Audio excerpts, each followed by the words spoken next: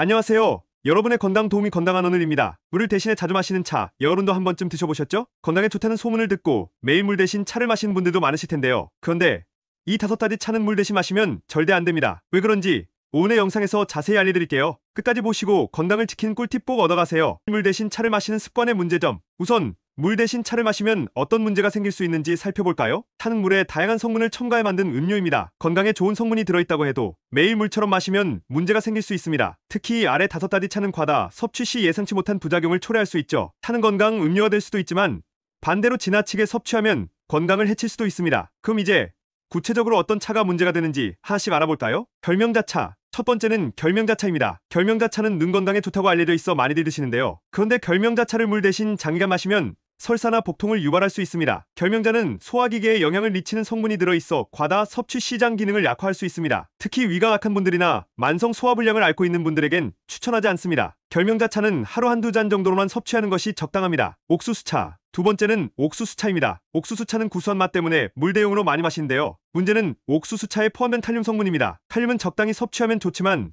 너무 많이 마시면 신장에 부담을 줄 수 있습니다. 특히 신장 기능이 약한 분들은 칼륨 배출이 원활하지 않아 건강에 문제가 생길 수 있죠. 따라서 옥수수차를 물처럼 하루 종일 마시는 것은 피해야 합니다. 둥근의 차. 세 번째는 둥근의 차입니다. 둥근의 차는 피로 회복과 면역력 강화에 좋다고 알려져 있는데요. 하지만 둥근의 차는 몸을 따뜻하게 만드는 성질이 있습니다. 그래서 체질적으로 열이 많은 분들에게는 부작용을 일으킬 수 있습니다. 또한 둥근의 차에는 탄수화물이 함유되어 있어 다량 섭취 시 혈당 수치에 영향을 줄 수 있습니다. 하루 권장 섭취량은 두세 잔 정도로 제한하는 것이 좋습니다. 헛개차. 네 번째는 헛개차입니다. 헛개차는 간 해독과 숙취 해소에 좋다고 해서 술자리 다음 날 찾는 분들이 많죠. 하지만 헛개차를 물 대신 마시면 간에 오히려 불암을 줄 수 있습니다. 헛개나무 열매는 간 기능을 회복시키는 데 도움을 줄 수 있지만 과도하게 섭취하면 독이 될 수 있습니다. 특히 간 질환이 있는 분들은 헛개차를 섭취하기 전에 전문가와 상담해야 합니다. 구기자차. 다섯 번째는 구기자차입니다. 구기자차는 항산화 작용과 노화 방지 효과로 유명하죠. 하지만 구기자차도 물처럼 마시면 위험할 수 있습니다. 구기자는 몸의 혈압을 낮추는 효과가 있기 때문에 저혈압인 분들에게 부작용을 일으킬 수 있습니다. 또한